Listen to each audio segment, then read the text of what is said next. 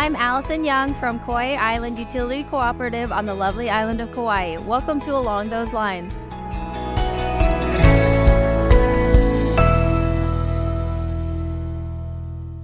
Support for this podcast comes from NRTC.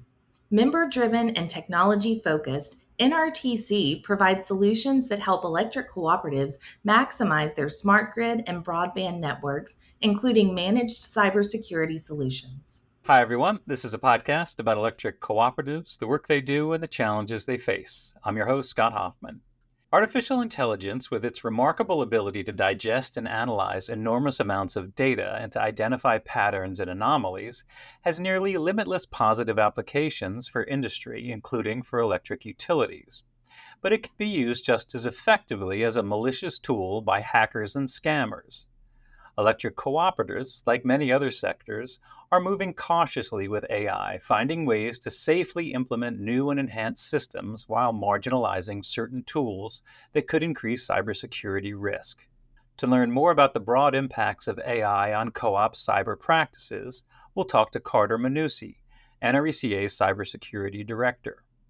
Later, we'll hear from Nate Melby and Vlad Tsoy, the Chief Information Officer and Business Applications Supervisor at Dairyland Electric Cooperative, about a new internal AI tool that they built.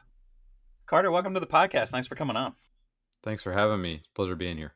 Why don't you start us off with a sense of how utilities are already using artificial intelligence?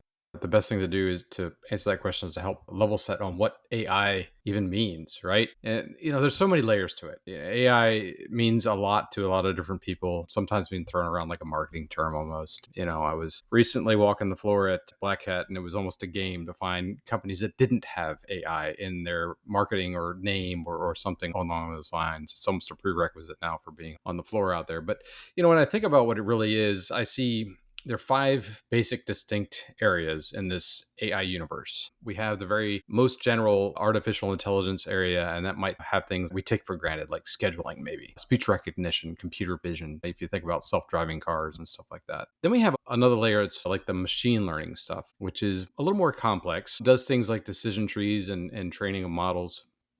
And then inside of that, we have neural networks, which are inspired by our own brain structure and function. This thought has been around for a very long time, and we're getting better and better at it. But that might include stuff like facial recognition, maybe spam filtering on the cybersecurity side. And the actual self-driving function of a car is more along those lines. Then we have deep learning, and this is what takes these neural networks to another level. One way to think about it is maybe how a computer might analyze an image. It might look at it in multiple passes or multiple layers. And first it looks for edges, and then it sees, now there's a shape. Oh, there's a face. So those types of multiple layers in the intelligence arena.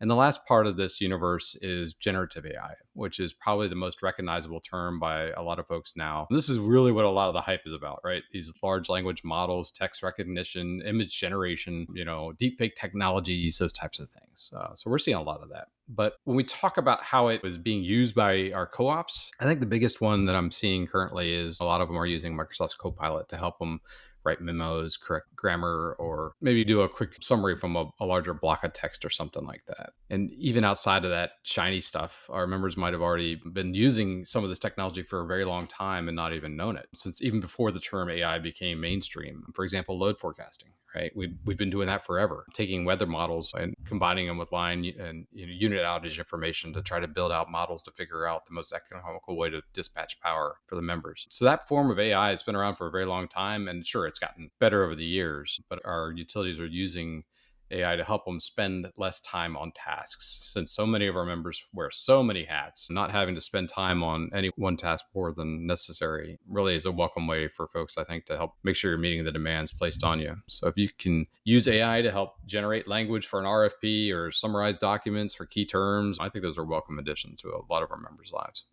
So it's sort of a revolutionary technology in no matter what industry you're talking about. Talk a little bit about what it is that AI is really good at and why it's considered such a breakthrough. AI is really seen as that revolutionary technology primarily because of its ability to process vast amounts of data and learn from that data and then make decisions or predictions at speeds and accuracies that were far beyond what we were capable of as humans. It's generally able to find that needle in a haystack very quickly, but it's also able to understand where all the haystacks are that it has access to, of course. And so maybe it's finding needles that you didn't even know you were looking for. So, yeah, as a friend of mine likes to say, AI is like the golden retriever of the internet. It just wants to get you an answer. It might not be the right answer. It might not be the one you were looking for, but it's got something for you. So what makes AI particularly impactful is its versatility. It can be applied in almost any field, not just utilities, for like healthcare and finance. It's able to adapt and solve complex problems, optimize processes for us, and innovate in ways that I don't think we even imagined going into it. It's really good at a number of these things. Yeah. So, what are some of the functions and systems at electric co ops that you see if they're not being affected right now in the near future? Which systems are going to get the most impact from the advent and maturity of AI? So it's already making an impact, but a lot of what we've seen, I've talked about a little bit, but beyond stuff like cybersecurity, it can have a bigger impact on like predictive maintenance. So you might have a system where you have a bunch of inputs coming in and you're looking at runtimes and failures on equipment. So it can help you predict when that equipment might fail. And that allows for more proactive maintenance that not only helps reduce downtime and repair costs, but can also positively impact safety. Because anytime you've got an emergency that you're having to respond to, you're likely to have more safety concerns in play. So being able to actually go in and determine the best time to take a unit offline or a thing offline or be in control of that scheduling is always better for people and their safety. But energy management, I think, is probably the other one, right? Balancing supply and demand, especially in today's, all the strain we have on the grid with our resource mix and everything else. It's really coming into its own for that too. You mentioned cyber as sort of the first shot across the bow, and you are a cyber guy. Talk a little bit about how AI, particularly on the co-op side, and we'll get into the dangers associated with it, particularly regarding cybersecurity. Let's talk first about what can AI do to help co-ops elevate their cyber game. So if you get away from the hype, I think that one of the big areas that we can certainly see some improvements in is around threat detection. Because AI is so good at looking at this vast amount of information that's coming across, it's able to identify and respond to potential security threats in real time, maybe seeing patterns that we weren't able to see or systems were able to see previously to flag those anomalies. And it's really one of the things it does shine at. But also automating aspects of incident response and helping to contain and mitigate those threats. And one of the other areas is like vulnerability management. AI could probably scan code and look for system vulnerabilities more quick than humans, but it can also be used to help answer very complicated questions regarding the impact of these vulnerabilities. So in other words, if you are trying to make a determination on the likelihood that a patch, which might be disruptive in an operational technology environment, is really impacting the security in a positive way, you might have an effect where, say, a particular part of a device needs to be patched, but you don't use that feature. AI might actually be able to guide you to suggest alternative ways to mitigate that vulnerability that might not require something as operationally impactful as rebooting a system after you apply these patches. So it can help you dig through and see these multiple orders of magnitude impact. That's fascinating. I had not dug down that deep into how good this technology can be. So, as beneficial as AI is or can be, you know better than anyone that people are still quite wary of what it's capable of doing. Talk about some of the specific fears and concerns that you're hearing from co ops.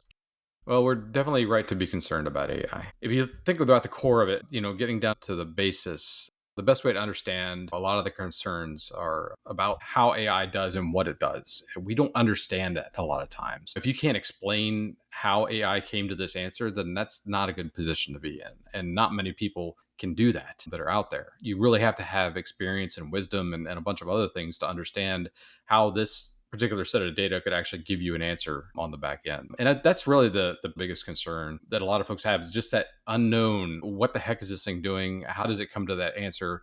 And more importantly, is the answer that it has got right or wrong? There's a lot of ways that we have threats from the outside coming in to get us to the answer that our adversaries want us to have, not necessarily the right one that we're looking for. So poisoning models and giving bad data to it, it's just a whirlwind of trouble if we're not careful. And all of that complexity is really hidden from us now. I can go into ChatGPT and have it write Python code for me that I may or may not understand what the heck it's doing, but it works. Hey, it works, right? But that's not always good to not understand the answers you're being told. So that's probably one of the biggest fears outside of the fact that it's going to take all of our jobs, right? Yeah, exactly. So I know you do a lot of traveling. You talk to a lot of co-op folks. What have you been telling them about how to plan for AI and how to protect their system and how to get ahead as it's coming like a freight train? How do they get ahead of stuff that could be hitting them in the next year? First and foremost, I think co-ops need to have some use cases around how and why they want to use AI. You really need to understand that first. And then you can build some policies around to help guide your staff around the do's and don'ts of what you're trying to do. NRECA does have a template available to help co-ops guide them through that if they're trying to get started on those things. But you also need to educate your staff on the risks of using AI and why it's so important to understand that the data you put in these systems, you can lose control of that. And if that's important information you wouldn't want posted on broadcast to the world and on the front page of every newspaper, then you probably shouldn't be putting it into something like ChatGPT. So these risks are really important for co-ops to understand and communicate. But when it comes to protecting systems, if you're not already doing the basics around cybersecurity, such as what we've published with our NRECA cybersecurity goals, then trying to protect yourself against AI is going to be a real difficult task. So start with the basics, educate your staff, define your use cases that make sense for you, and then put some policies in place around it. Yeah, you mentioned a couple products and services that NRECA has to help co-ops. Anything else that's sort of AI specific or that gets at the issue in tangential ways that you guys provide? AI is kind of a fledgling topic for so many people at the moment. We're certainly studying it and keeping up on it. But outside of that policy, we don't have anything specific than some of the talks we've given and some more conferences, co-op cyber tech, stuff like that. We've done some focus on AI, and I'm sure it's going to be at Tech Advantage and Power Exchange as well as a front topic. So personally, knowing what you know and doing what you do every day, working with co-ops on particularly cyber, are you worried about the impact of AI on our industry? Do you see it as, at this point, as a net positive or a net negative? I think in the end, it's definitely going to be a net positive, but you've really got to understand and be aware of the risks. And this is not much different than cybersecurity, health, good practice in general. If you're using these systems every day on the internet, well, every creep on the planet is also using the internet. So, you're just in that environment. You definitely don't want to shy away from this. I think it's important for our membership to lean into AI and not be afraid of doing things, because if we go and we ban it, then next thing you know, you're going to find that you can't use anything. You can't use your iPhone. You can't use your Office application suites because it's got AI in it. And then you get into a whole enforcement problem of how the heck are we even going to be able to enforce any of these policies you put in place?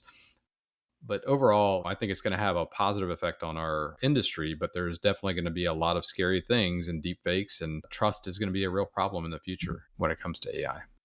Yeah. Speaking of the future, do you have a crystal ball that you gaze into and take a measure of where we're going to be, say, 5 or 10 years down the road in terms of how much AI has gotten in, how it's changed our industry over whatever time frame?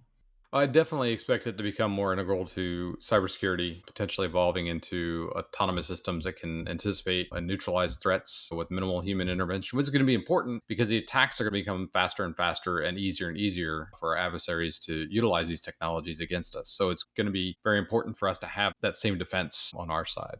IT/OT systems, that information technology, operational technology, that's definitely going to become more integrated. AI may act as a bridge, optimizing operations on both sides, and that's going to require ongoing adaptation, learning, vigilance to ensure that all these things are actually secure.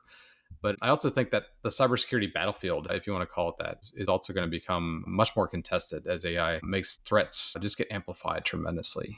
Phishing, exploits, these deep fakes, it's all going to be harder to trust who we see with our own eyes. And you won't be able to trust anything you read on the internet, not that you should anyway.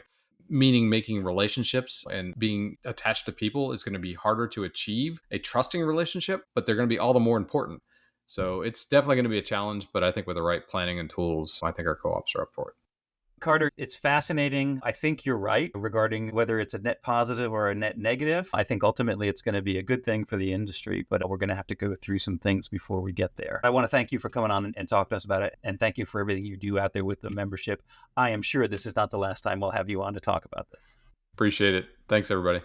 Let's pause here for a word from our sponsor, and when we come back, we'll hear from a generation transmission co-op that's a leader in adopting utility AI. Along those lines is made possible by NRTC, who wants you to know that electric cooperatives are prime targets for cyber attacks. Managed cybersecurity solutions from NRTC give you an affordable and easy way to implement comprehensive protection, detection, and response backed around the clock by cybersecurity experts. NRTC can help you fill gaps, identify vulnerabilities, and prioritize risk. To learn more, visit nrtc.coop or email solutions@nrtc.coop.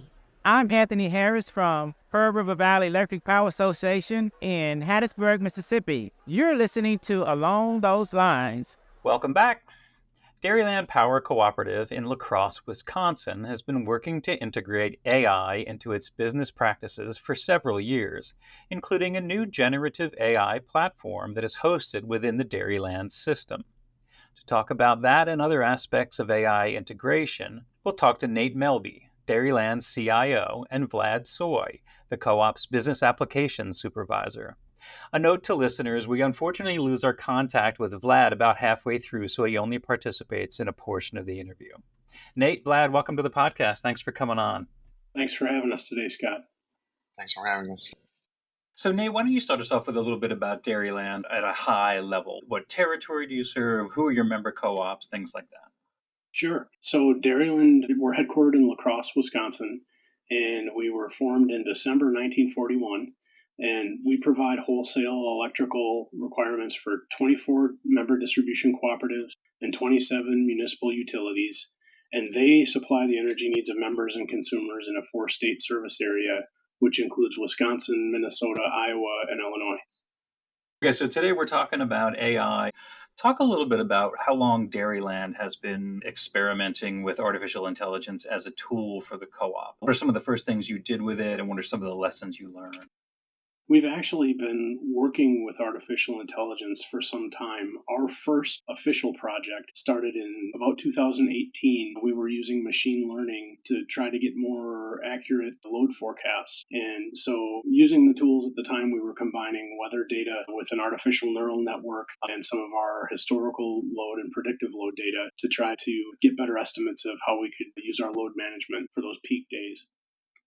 And so when generative AI came onto the scene about a year and a half, 2 years ago, and everyone started feeling worried that this was a scary thing and it was a threat to jobs, did the fact that you guys already had a few years with machine learning under your belt, did that help you adapt to this new explosion of AI? I certainly think it did. And I think for us, it was a combination of factors. So we had the experience with machine learning, which, that's truly one area within AI. AI is really a broad discipline. I also personally had experience as an academic with artificial intelligence as a graduate student. And so I was familiar with the capabilities and limitations of AI. And so generative AI, although evolutionary in a way, it's the next iteration of artificial intelligence. And so I think I was more comfortable with that. But I also served in a large corporate organization as principal leader for cybersecurity before I joined Dairyland. And so I also look at it through a cybersecurity lens. And so I think it was a combination of all of those factors, and then also having a team that is very innovative and enterprising. And so we saw the opportunity and decided to see if we could make it valuable for us. That's a great segue into the next segment of this interview, because I want to talk about a product that you all are using. And Vlad, I think you were involved with the creation of this. It's called VoltRite. Can you tell us a little bit about what that is, where it started, and how it's iterated to where it is now? Yeah, so VoltRite is an AI assistant that we developed for Dairyland, and we rolled it out not too long ago to all our members as well. It's a GPT-powered writing assistant that is hosted in Dairyland's Azure infrastructure that is providing safe and private way of interacting with large language models. If I'm understanding correctly, the reason it's more safe to use is because it's fully hosted within the Dairyland ecosystem. And all of the searching and all of the modeling that it does is all within that. Is that correct? Yeah, the system itself is hosted within our cloud infrastructure. And so, in that way, it is private to Dairyland and those that are using it. As Vlad mentioned, we have deployed the VoltRite to our 24 member owners. And that came very rapidly once we saw the value at Dairyland internally as a G&T. But each of those members, of course, have their own cybersecurity and privacy concerns. And so we designed the system to promote the privacy and security necessary for it to work, not just for us, but for our members too. So the infrastructure is private to Dairyland. Our information is not shared outside of Dairyland. Member information is not shared with each other either. So those that use the system have the ability to leverage the benefits of artificial intelligence, but hedge some of the risk of the public open models, where those models learn from everything you feed them. There is no privacy in that environment. So this is a little bit safer option for us where we can get some of the benefits, but not have some of that big risk. Give me a sense of how either someone at Dairyland or someone at one of your member co-ops would use this system. What's the interface? Is there a separate sort of app that you run, or is it within the system? And what are some of the queries that people might run within this environment? The interface itself is web driven, and we use natural language processing. So you interact with the system by basically just talking to it in writing. And as you're interacting with it, you can ask very simple questions and you can share data and information with it. And it's good at things like semantic summarization, where it can summarize large amounts of writing into a shorter summary. It's good at drawing conclusions with a bit of reason from that type of data. And the other thing that it's really good at is helping you generate content. And we have a strategy that we call our augmented worker strategy, which is where we're leveraging artificial intelligence to kind of power up our good people. And so, one example is we had a leadership development meeting internally, and we had small breakout sessions, and we were talking about concepts.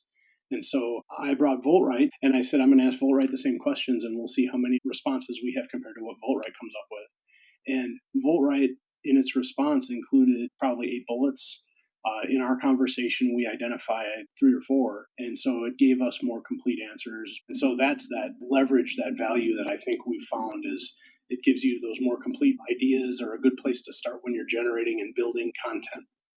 So, in general, we've seen the same type of adoption in our member cooperatives as we saw at Dairyland. Initially, we were very rapid to the adoption internally within Dairyland. We went to a pilot, and then the pilot very quickly turned into production because of the value we were seeing. And so we saw this, we called it a wildfire. It was exponential growth and all these light bulbs going on for people, ideas. What if we use it for this? What if we use it like that? And so we've seen all these different really cool use cases come from it. And so we got to that point, and then we said, our members need this. If we can provide this for them, it will help them too. And so we adapted our implementation so that we could enroll members, and then we provided the same solution to them. When we did that, we saw this same thing happening where they would try it, and at first it was we're dipping our toes in the water. And then all of a sudden it was like, whoa, all these cool uses and ideas that you wouldn't have thought of ahead of time. And so we've seen members use it for things like load analysis. We've seen them use it for member services, for some of their social media communications. There have been so many use cases, honestly, I couldn't give you a list of all of them. But what has happened is as they start to use it, they use it more and more, and the use continues to grow.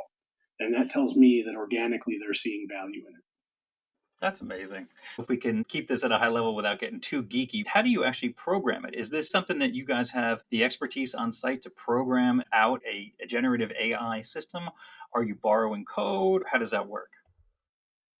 Well, so the beauty of it is that we've leveraged what the large language models have provided for us. And so, in a way, we've created our own private instance, but we haven't had to recreate the GPT, the Generative Performance Translator, ourselves.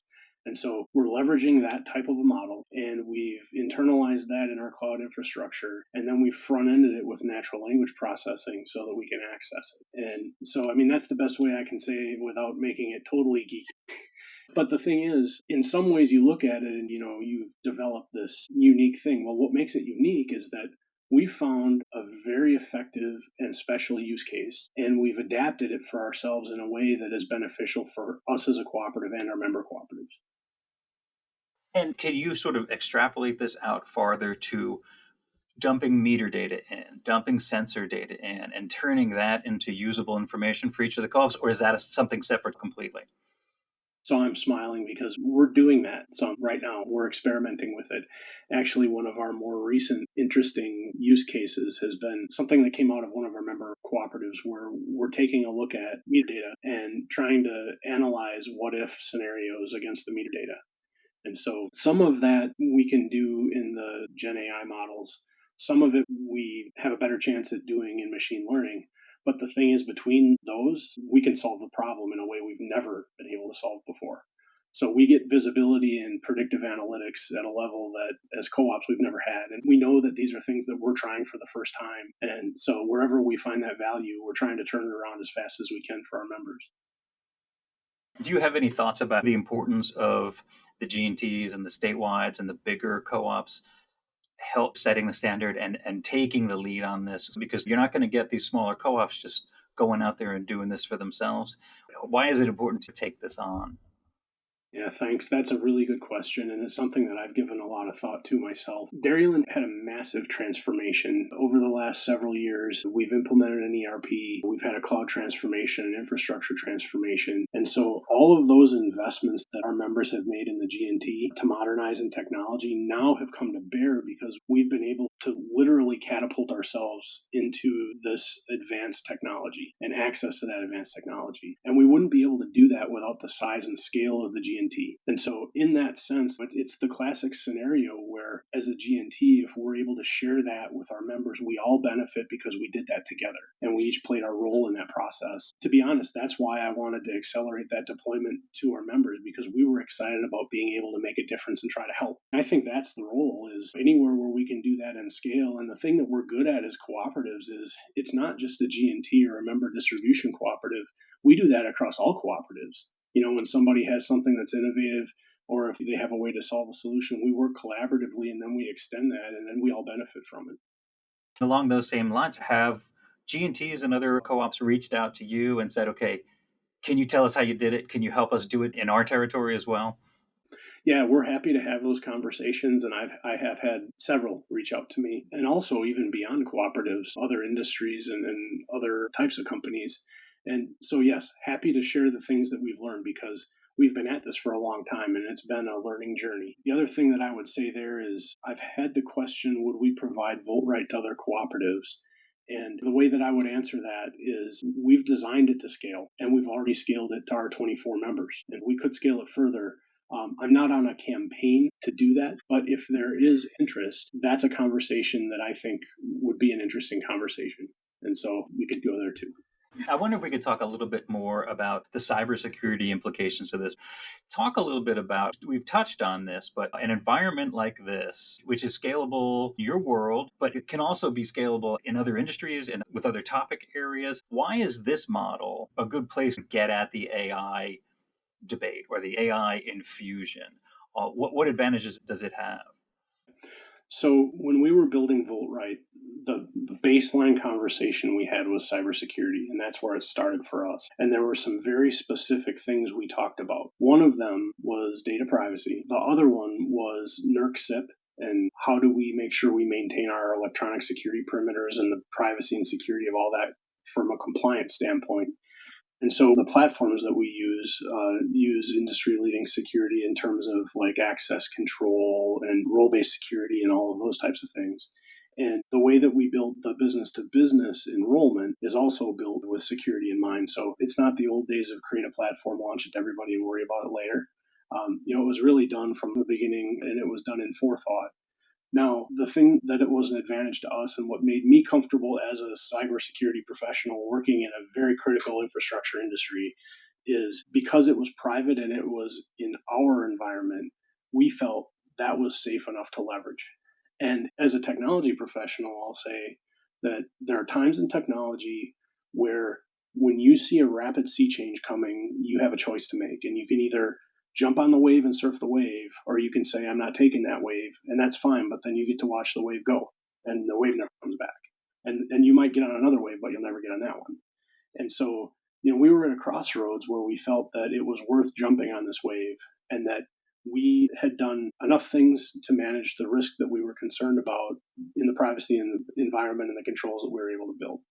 And so sometimes it's in the configuration, and many times in a cybersecurity conversation, it certainly is.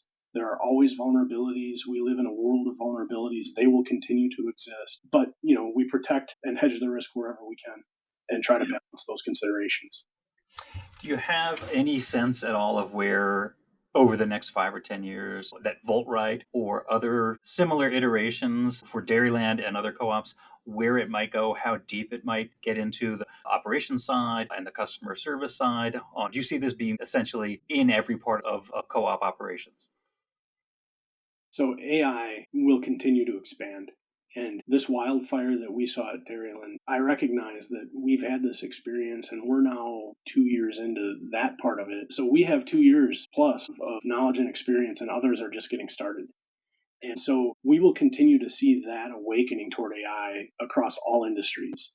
And then we will see more reasons or uses emerging. And I've been very closely following time series data and how Gen AI can interact with it, because we use so much time series data in this industry with load analysis and meter data and all that. And so we're working with time series modeling now, and we've had some quick wins with that. And so I see expansion in not just corporate use cases, but operational use cases. I see us having conversations about how are we crossing that IT-OT divide with some of this technology. And I think the cybersecurity conversation continues to be an envelope around that whole conversation. But when we look out 4 or 5 years, I'll say it now, AI will be everywhere, and it will revolutionize in some areas. It will create efficiency where we haven't. It will create new ways of looking at things. And obviously, I'm very bullish on the technology, but I see the potential. And I think part of the reason that I'm so excited about it is because I think in the time that I've spent at Dairyland, I see how diligently our G&T works to provide value for our members and to be cost effective and reliable and keep safety in the front of our minds. And I think anything we can do to create predictable efficiency in a safe and effective way is a good thing. And AI is kind of like a key to doing that as we look to the future. It's great. There's been a lot of hype and a lot of doom and gloom about it. It's so refreshing to hear you talk about it in a practical matter, how it really can impact the way co-ops do business, the way other businesses do business. So Nate, I really appreciate you coming on. Vlad, we lost Vlad, but thanks for having Vlad on as well. You guys are doing great work, and I hope we get to talk about it some more. Thank you, Scott. It's exciting to be with you today, and I appreciate the opportunity to be here. And thanks to you, our listeners, and to our sponsor, NRTC. For more on this and other podcasts, visit us on electric.coop. Until next time, for Along Those Lines, I'm Scott Hoffman. I'm Chris Myers from Dakota Electric in Farmington, Minnesota. Thanks for listening to Along Those Lines. Subscribe and rate us on your favorite podcast app.